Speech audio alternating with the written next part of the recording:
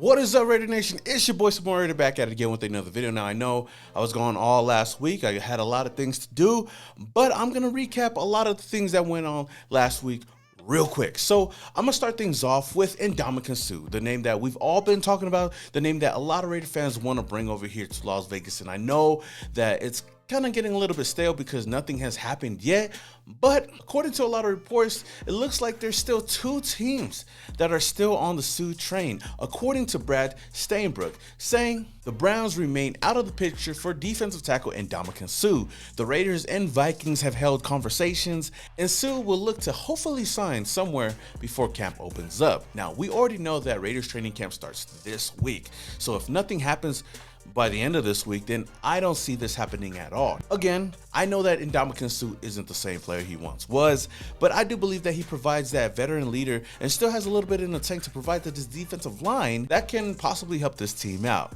Now, I've said before, if we were to sign him, I'm all for it. If not, then I'm all good. In other news, the Raiders have also cut cornerback Stanford Samuel. Who?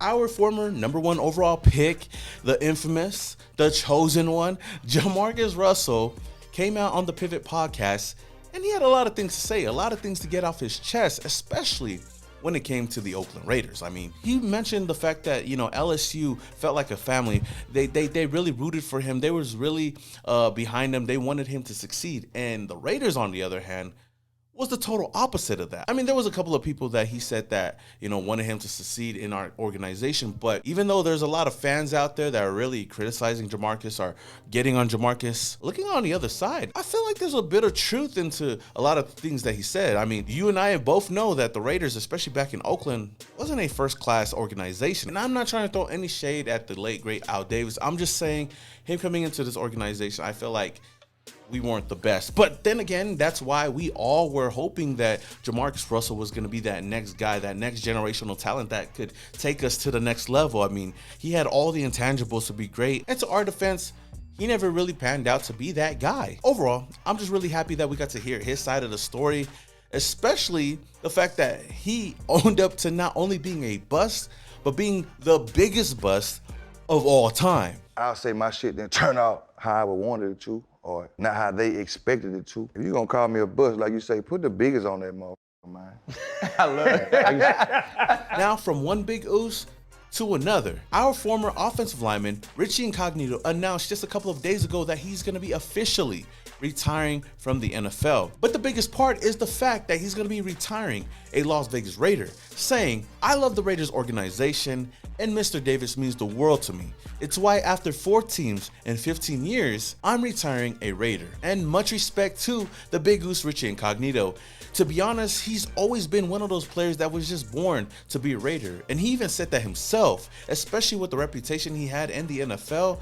It's good that he actually came over here, he played for the Raiders, and he's going to be retiring a Raider. There's a lot of players out there that we've all said, should be a Raider or was born to be a Raider or plays like a Raider, old school Raider. I mean, there's guys like Vontaze Burfict that came here a couple of years ago, and Ndamukong has been a name that we've all been talking about for many, many years that should have been a Raider a long time ago. Whether or not it happens, he just has that aura of a Raider. Though he dealt with a lot of injuries in the silver and black, he's been a solid piece for us on the field and off the field as a leader. I was born to be a Raider, and once I got here in 2019, it just came more clear that I should have been here my entire career, but I took the long way here. They let me come in and they let me be myself. They trusted in who I was. It felt like home from the get-go. They gave me an opportunity, and I feel I have to repay the debt. Again, shout out to Richie Incognito on his retirement.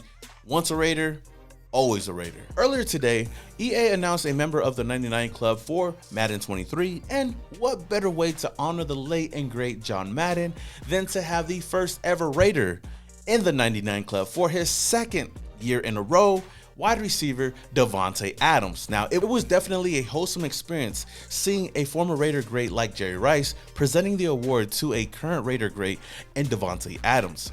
Now, I know that EA hasn't done much with the game, but it's always good to see a Raider getting some love.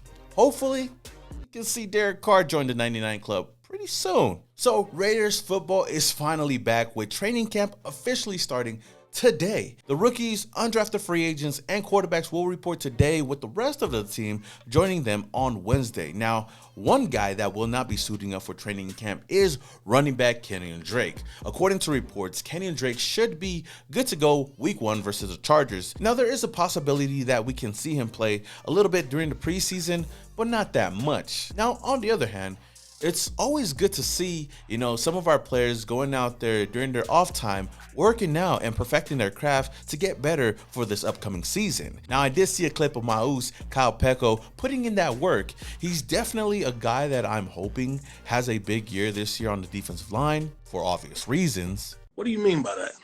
But Peko ain't the only guy on the defensive line putting in that work. Rookie defensive tackle Matthew Butler was also getting it in. Another guy that I'm hoping has a big year, especially for his rookie season. On the offensive side though, Brandon Parker is another guy that's also getting in that work. I know that there's a lot of speculations that he could start at right tackle, and even though I'm not the biggest fan of it, I hope he goes out there and proves me wrong.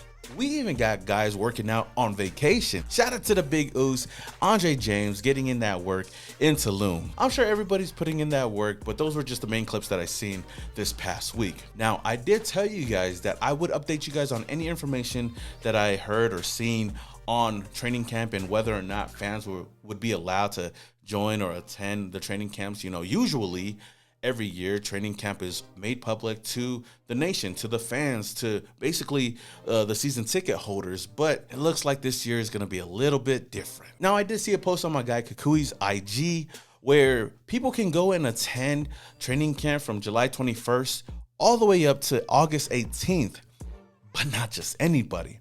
Only if you are a premium VVIP or club member. Basically, fuck you to all the fans that paid all their hard-earned money for PSLs and a season ticket. But hey, if any of you guys watching are a premium VVIP or club member and you guys have an extra ticket or even want to sell a ticket, then hey, hit a new sub. I would love to go. Every year, the Raiders usually have joint practice with a certain team, and this year, the NFL announced that the Raiders and the Patriots will have joint practice on August 23rd in Henderson prior to the preseason game. So again, if you're going to be attending training camp this year, all 6 of you VIP members, then that's definitely a date for you guys to look out for. Now, with all that being said, with training camp officially starting today, who is a rookie that you guys are going to be looking forward to during camp and during the preseason games this season? For me, it's definitely going to be Zamir White and Matthew Butler. But let me know who you guys have